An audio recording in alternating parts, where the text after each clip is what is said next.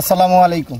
প্রতিদিন খবরের পক্ষ থেকে আপনাদের স্বাগতম। আমি এখন আসছি এইখানে জানার জন্য যে একজন কৃষক কতটা কষ্ট করে ফসল ফলায়, সেটা আজকে আমি নিজে উপলব্ধি করব, তারপর আপনাদেরকে জানাবো। আসলে ভালো লাগতেছে, কিন্তু অনেক কষ্টের।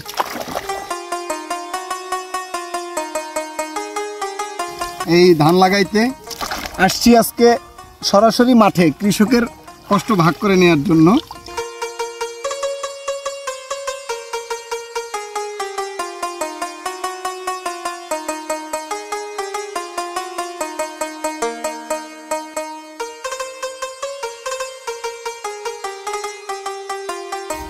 আর আমি এখন আছি পটুয়াখালী জেলার বাউফল থানার নমালা ইউনিয়নে।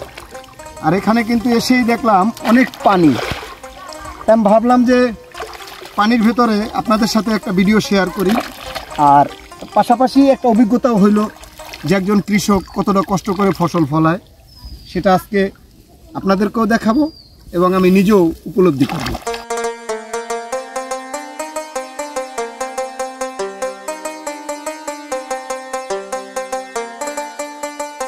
প্রতিদিন খবর সবার পাশে, সবসময় সঠিক খবর, প্রতিদিন খবর।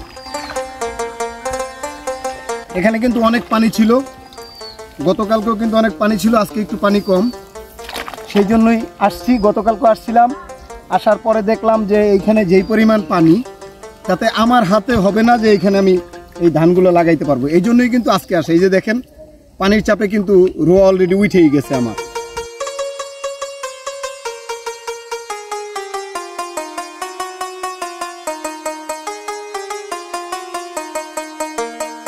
পটুয়াখালীতে কিন্তু এখন কিন্তু আমনের শেষ সময়। এই সময়টা কিন্তু আমন যদি না লাগানো যায় আর কিন্তু সময় হবে না এই আমন লাগানোর জন্য। এটাই কিন্তু লাস্ট সিজন এবং পানির জন্য কিন্তু অনেক পিছনে এই ধান লাগানোর কার্যক্রম, আনাল কিন্তু অনেক আগেই হয়ে যেত। আপনারা দেখতে পারতেছেন আমি কিন্তু চেষ্টা করতেছি লাগানোর জন্য, এরকম পারতেছি না, তারপরও চেষ্টা করতেছি।